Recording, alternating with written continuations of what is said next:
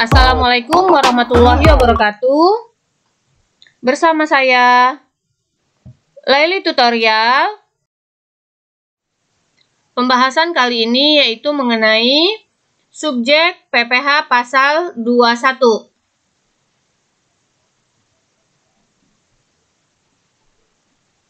Pengertian pajak penghasilan pasal 21 atau PPh 21 adalah pajak atas penghasilan berupa gaji, upah, honorarium, tunjangan, dan pembayaran lain dengan nama dan dalam bentuk apapun sehubungan dengan pekerjaan atau jabatan, jasa, dan kegiatan yang dilakukan oleh orang pribadi, subjek pajak dalam negeri.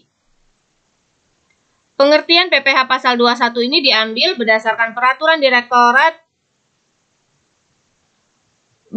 Peraturan Direktur Jenderal Pajak Nomor 32 Tahun 2015. Untuk kali ini kita masuk ke dalam subjek PPh pasal 21.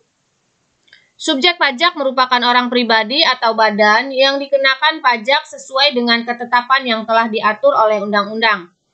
Namun kewajiban setiap subjek pajak dalam membayar dan melaporkan pajak berbeda-beda.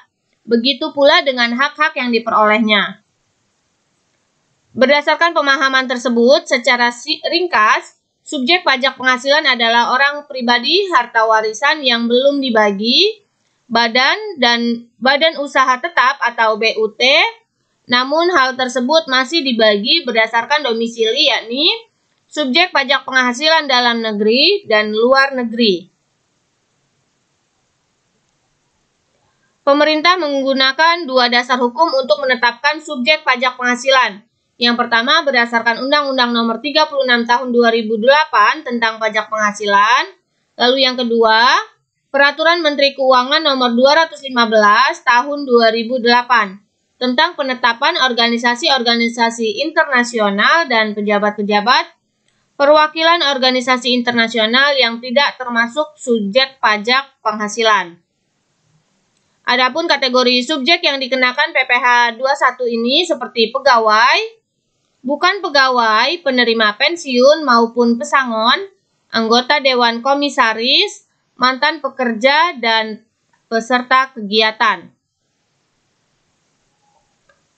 Untuk lebih jelasnya, kita akan lihat jenis subjek pajak penghasilan. Subjek pajak penghasilan terbagi menjadi 4 jenis. Namun, setiap jenisnya masih terbagi menjadi 2, yakni dalam negeri dan luar negeri. Untuk lebih jelasnya, kita lihat rinciannya.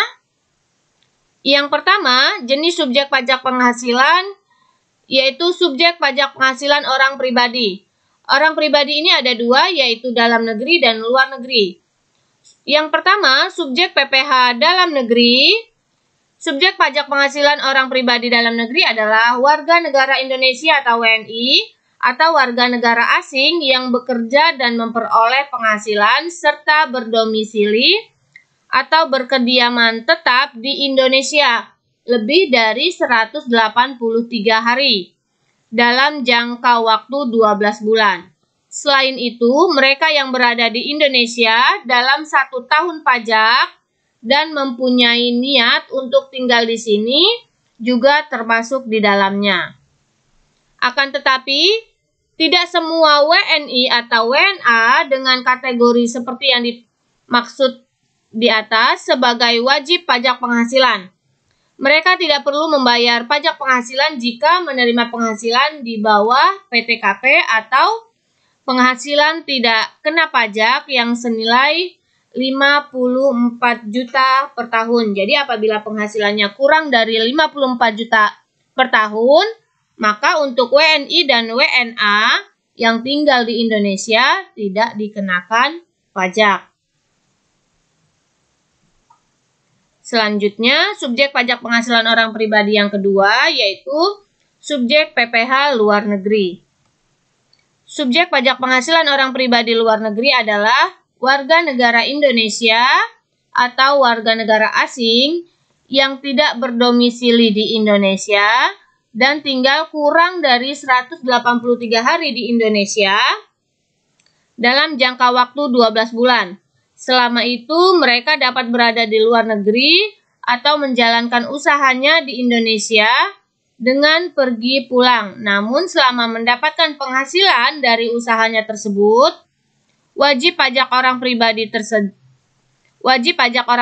tersebut tetap dikategorikan sebagai subjek pajak penghasilan.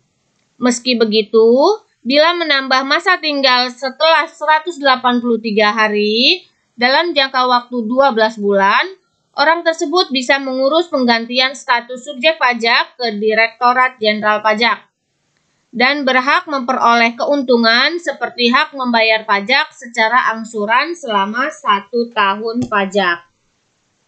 Jadi inilah jenis subjek pajak penghasilan, yaitu subjek pajak penghasilan orang pribadi. Kita lihat yang kedua. Jenis subjek pajak penghasilan yang kedua yaitu subjek pajak penghasilan badan. Subjek pajak penghasilan badan ini terbagi menjadi dua, yaitu subjek PPh badan dalam negeri. Subjek pajak penghasilan badan mencakup semua perusahaan yang melakukan aktivitas usahanya di Indonesia. Badan tersebut akan langsung menjadi subjek pajak penghasilan dalam negeri sejak didirikan atau mulai berkedudukan dan mendapat penghasilan di Indonesia. Jadi ini dinamakan subjek PPh badan dalam negeri. Yang kedua, subjek pajak penghasilan badan yang kedua yaitu subjek PPh badan luar negeri. Subjek PPh badan luar negeri merupakan badan yang tidak berkedudukan atau didirikan di Indonesia tetapi menjalankan aktivitasnya dan memperoleh penghasilan di Indonesia. Misalnya perusahaan X dari Malaysia dan tidak punya kantor di Indonesia. Namun, perusahaan tersebut memiliki karyawan yang secara berkala datang ke Indonesia untuk berjualan dan mendapatkan penghasilan.